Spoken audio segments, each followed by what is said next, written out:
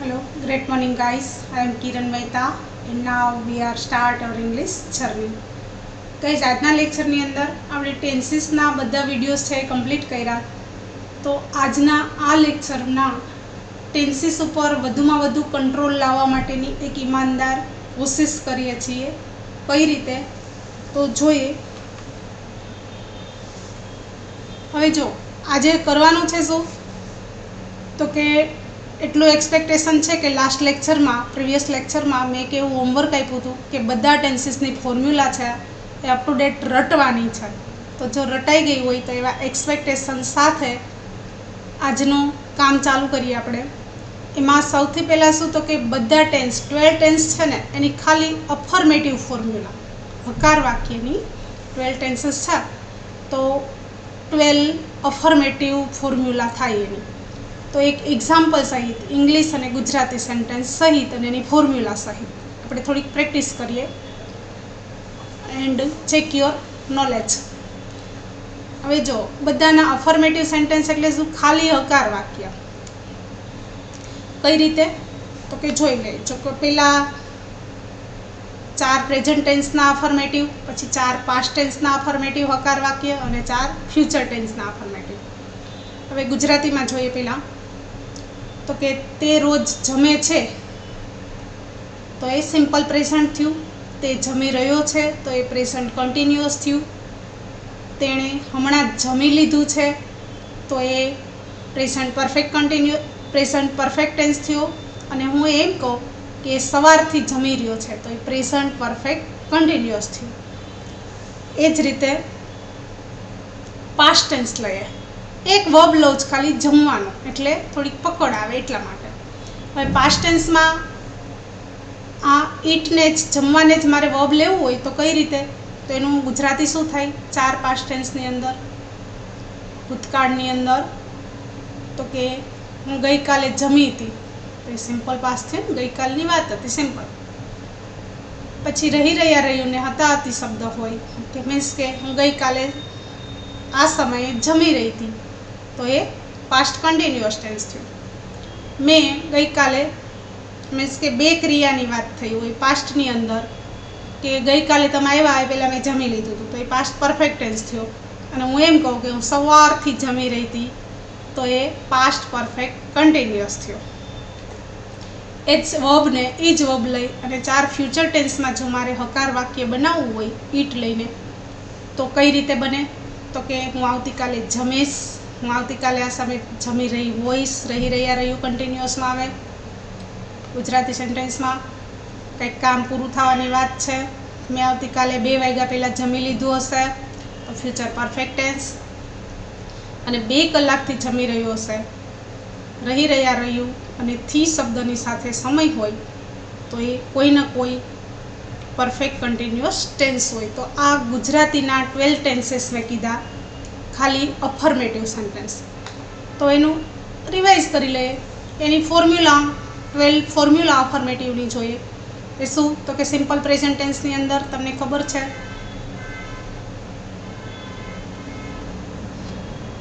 કે સબ્જેક્ટ અને V1 આવે અફર્મેટિવ સેન્ટેન્સની અંદર. કન્ટિન્યુઅસની અંદર એમ ઇઝ આર અને V4 આવે. પ્રેઝન્ટની અંદર હેઝ હેવ અને V3 આવે. અને પરફેક્ટ કન્ટિન્યુઅસની અંદર હેઝ બીન કે હેવ બીન, સેન્સ ફોર અને V4 આવે. આનું ગુજરાતી જોયું કે હી ઇટ્સ ડેઇલી. સબ્જેક્ટિવ સિંગ્યુલર સબ્જેક્ટની સાથે એસ અથવા ઈએસ લાગે એટલે ઈટને એસ લગાડ્યો. ધ્યેય હોત તો ખાલી ઈટ આવત. પછી એ જ છે કે તે જમી રહ્યો હશે તો હી ઇઝ ઇટિંગ. એનું ઇંગ્લિશ કર્યું. હવે તમારે ગુજરાતી સેન્ટેન્સ નથી કરવાનો, ખાલી ઇંગ્લિશ જ. આ તો એક્ઝામ્પલ માટે, પકડ માટે ખાલી 12 અફર્મેટિવ સેન્ટેન્સ કેવી રીતે એનું ગુજરાતી ને ઇંગ્લિશ થાય વિથ ફોર્મ્યુલા.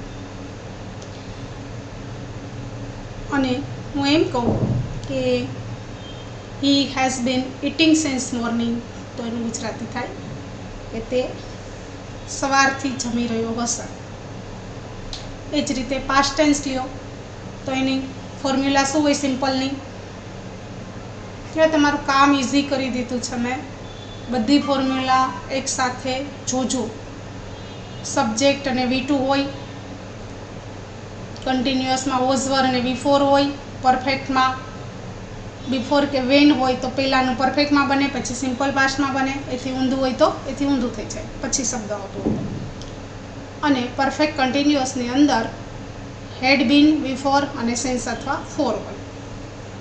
તો એનું ઇંગ્લિશ કર્યું, હું ગઈકાલે જમી હતી, તો સેન્ટેન્સ છે કે આઈ એટ યસ્ટરડે, ઇટનું V4 થાય એટ. પછી નેક્સ્ટ છે આઈ વોઝ ઇટિંગ, આની સાથે વોઝ. અને એમ હોય કે તમે આવ્યા એ પહેલાં, તો એનું ઇંગ્લિશ કે આઈ હેડ ઇટન બિફોર યુ કેમ યસ્ટરડે, મીન્સ કે V2 અને પરફેક્ટ ટેન્સ. અને આઈ હેડ બીન ઇટિંગ સિન્સ મોર્નિંગ. એ જ રીતે ફ્યુચર ટેન્સમાં શું ફોર્મ્યુલા હોય અફર્મેટિવની? સેલ વિલ અને V1. તો એનું આઈની સાથે સેલ, આઈ ઇટ, V1 છે ઇટ અને tomorrow, I shall eat tomorrow. કન્ટિન્યુઅસની અંદર બી અને V4 હોય તો I shall be eating this time tomorrow. એનું ઇંગ્લિશથી ઉપર ગુજરાતી સેન્ટેન્સ લખ્યું જ છે અને આ બે એના. તો આ રીતે ચારેય ટેન્સના માત્ર અફર્મેટિવ સેન્ટેન્સ, એક વર્બ લીધું ઇટ અને એને 12 કાર્ડની અંદર 12 ટેન્સની અંદર ખાલી હકાર વાક્યમાં આપણે કન્વર્ટ કર્યા. આ જ રીતે આ જ સેન્ટેન્સ છે એ બધાને તમારે બારે આ જ સેન્ટેન્સને નેગેટિવ, ઇન્ટેરોગેટિવ 1 અને ઇન્ટેરોગેટિવ 2માં કન્વર્ટ કરવાના છે. ઇંગ્લિશ શીખવું હોય તો, તરસ લાગી હોય પૂરી તો, અધકચરા મનથી ઇંગ્લિશ કરતા હોય એના માટે આ કામ નથી. એટલે થોડુંક બોરિંગ લાગશે, પણ આ કામ જે છે આ રીતે કરશો તો એ પરફેક્ટ કામ હશે. હવે એક સાથે જોઈ લઈએ આપણે કે ગુજરાતી અને સેન્ટ ફોર્મ્યુલા અને બધું હતું. તો ખાલી એક વર્બ લીધું વોક, તો વોકનું હું 12 ટેન્સીસમાં ખાલી ઇંગ્લિશ કરું તો આ એના ઇંગ્લિશ સેન્ટેન્સ છે. આનું તમારે ગુજરાતી કરવાનું છે. એ સિમ્પલ પ્રેઝન્ટ ટેન્સ થયું, શી છે, વોક છે તો એને એસ લાગ્યું, એમ ઇઝ આર અને V4 થયું, હેઝ અને V3 થયું, અને હેઝ બીન અને V4 અને 4 અથવા સેન્સ થયું. તો એ 4 પ્રેઝન્ટ ટેન્સના અફર્મેટિવ સેન્ટેન્સ થયા કે તેણી રોજ ચાલે છે, હર સન્ડેના ચાલે છે, તેણી ચાલી રહી છે, પ્રાણી ચાલી લીધું છે, અને એ સવારથી મીન્સ કે 3 કલાકથી ચાલી રહી છે. તો એ જ રીતે આ એના 4 પાસ્ટ ટેન્સના થયા અને આ થયા 4 ફ્યુચર ટેન્સના સેન્ટેન્સ. એક સાથે આ રીતે તમારે હું 3 વર્બ આપું છું. આ વર્બ રન, સીટ અને કટ, એના 12 પોઝિટિવ સેન્ટેન્સ એટલે કે અફર્મેટિવ સેન્ટેન્સ આ રીતે બનાવવાના છે ઇંગ્લિશમાં. અને સેલ્ફ પ્રેક્ટિસ એના પછી જો આ જ સેન્ટેન્સ છે એને નેગેટિવ અને ઇન્ટેરોગેટિવ 1 અને 2માં કન્વર્ટ કરો. તો આટલું કામ થાય એટલે તમારું પરફેક્ટ કામ થયું કહેવાય. ભલે બોર લાગે, બોરિંગ તો થાય બધું, પણ જો એટલું બધું ઇઝી હોય, આસાનીથી પ્રેક્ટિસ કર્યા વગર, મહેનત કર્યા વગર આ ચીજ જો મળી જતી હોય તો નીચે શાકવાળા ને બધા હોય છે એ બી ઇંગ્લિશમાં જ કહેતા હોય. હા, તો જેટલો વસ્તુની ક્વોલિટી એટલી આપણે પ્રાઇસ આપતા જ હોઈએ છીએ. તો આ તમારે એક ટાઈમની અને એક સિન્સિયરિટીની, ડેડિકેશનની પ્રાઇસ આપવાની છે. હવે પ્રીવિયસ લેક્ચરની અંદર થોડાક સેન્ટેન્સ મેં આપ્યા હતા તમને આઈડેન્ટિફાઈ કરવા કે કયા ટેન્સના છે. તો એમાં જોઈએ તો ઇંગ્લિશ 12 સેન્ટેન્સ આપ્યા તમે રેન્ડમલી. તો આ સેન્ટેન્સ છે તમે પ્રેક્ટિસ કરી હશે એવા એક્સપેક્ટેશન સાથે કે સી ગોઝ ટુ ટેમ્પલ એ સિમ્પલ પ્રેઝન્ટ ટેન્સનું છે. શું કામ? તો કે મેઇન વર્બ છે એને SKES લાગ્યું છે. SKES શેમાં લાગે? સિમ્પલ પ્રેઝન્ટ ટેન્સમાં. પછી એમ ઇઝ આર અને V4 શેમાં હોય? તો કે પ્રેઝન્ટ કન્ટિન્યુઅસની અંદર. તો આ ભાઈ છે એ પ્રેઝન્ટ કન્ટિન્યુઅસ ટેન્સના થયા. જો ક્યારેય બી જોયું હતું કે ટેન્સ આઈડેન્ટિફાઈ કેવી રીતે? તો કે હેલ્પિંગ વર્બ અને મેઇન વર્બને પકડવાના. હેઝ એવ છે, એમ ઇઝ આર છે, ડીડ છે, ડુ ડઝ છે, એ બધાને હેલ્પિંગ વર્બ કહેવાય છે, આપણે ડિસ્કસ કર્યું જ છે ઓલરેડી. અને આ બધા છે એને મેઇન વર્બ કહેવાય. તો મેઇન વર્બનું ક્યુ ફોર્મ છે અને હેલ્પિંગ વર્બ ક્યુ છે એના ઉપરથી ટેન્સ ખબર પડે. તો અહીંયા છે હેવ અને V3 શેમાં આવે? Present perfect tense. તો આ ભાઈ છે પ્રેઝન્ટ પરફેક્ટ ટેન્સનું સેન્ટેન્સ. પછી વોઝ વર અને V4 શેમાં આવે? તો કે પાસ્ટ કન્ટિન્યુઅસ ટેન્સનું સેન્ટેન્સ છે. Went, go, went, gone, V2 શેમાં આવે? સિમ્પલ પાસ્ટ ટેન્સની અંદર. તો આ ભાઈ છે સિમ્પલ પાસ્ટ ટેન્સનું સેન્ટેન્સ. હેડ અને V3 શેમાં આવે? હેડ V3 છે એ કોઈને કોઈ પરફેક્ટ ટેન્સની અંદર હોય, તો આ છે પાસ્ટ પરફેક્ટ ટેન્સ. પછી વિલ અને V1 શેમાં આવે? સિમ્પલ ફ્યુચર ટેન્સની અંદર. તો આ ભાઈ છે સિમ્પલ ફ્યુચર ટેન્સ.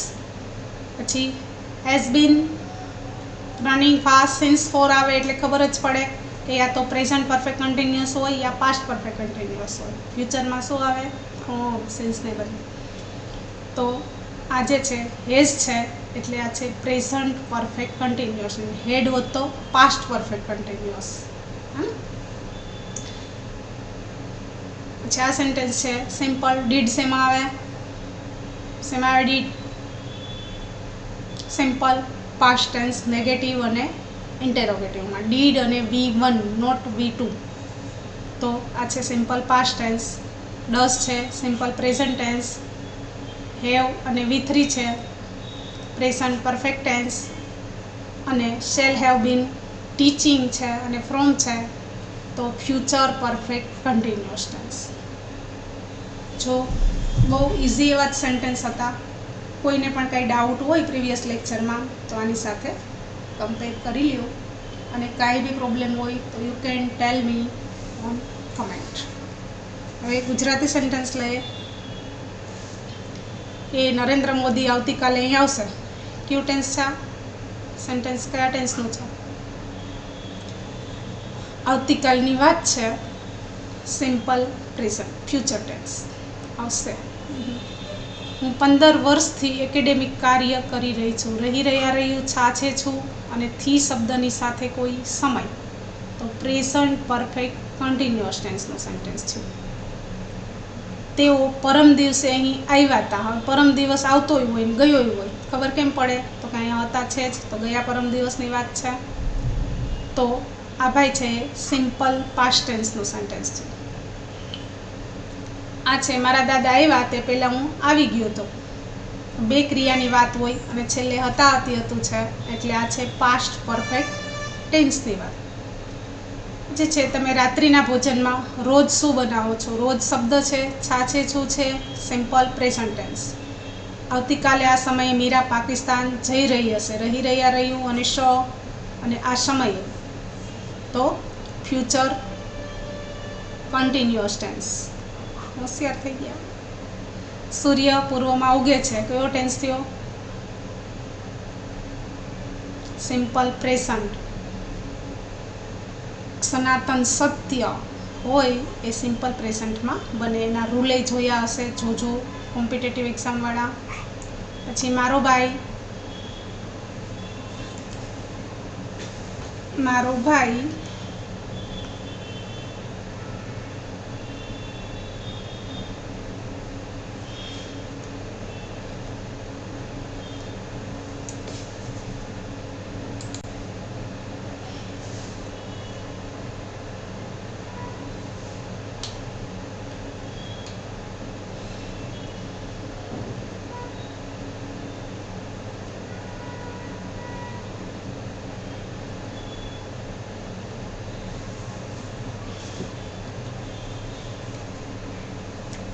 છેલ્લા 9 વર્ષથી ઇસરોમાં કામ કરી રહ્યો હતો. રહ્યું અને હતો તો પાસ્ટ કન્ટિન્યુઅસ ટેન્સ થાય. સાચું છે ખોટું? ખોટું છે. 10 વર્ષથી છે તો પાસ્ટ પરફેક્ટ કન્ટિન્યુઅસ છે. શા માટે તમે ગઈકાલે ઘેરે નહોતા ગયા? એને ખબર, ઘરવાળી બાદ થઈ. શા માટે તમે ગઈકાલે ઘરે નહોતા ગયા, ગઈકાલની વાત છે અને આ સમય ધીસ ટાઈમ એવું કંઈ નથી, તો એ સિમ્પલ પાસ્ટમાં બને. ગઈકાલની વાત હોય અને આ સમય કેવું હોય તો એ પાસ્ટ કન્ટિન્યુઅસ હોય, જે આપણે રૂલ ડિસ્કસ કર્યો છે.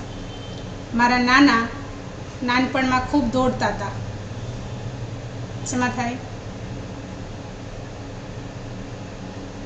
સિમ્પલ પાસ્ટમાં. પાસ્ટ હેબિટ હોય કોઈ તો હતું હોય તો એ પાસ્ટ હેબિટની વાત હોય તો એ સિમ્પલ પાસ્ટમાં બને. પ્રેઝન્ટ હેબિટની વાત હોય તો સિમ્પલ પ્રેઝન્ટમાં બને, અને ફ્યુચર હેબિટની વાત હોય તો સિમ્પલ ફ્યુચરમાં બને. સિમ્પલ.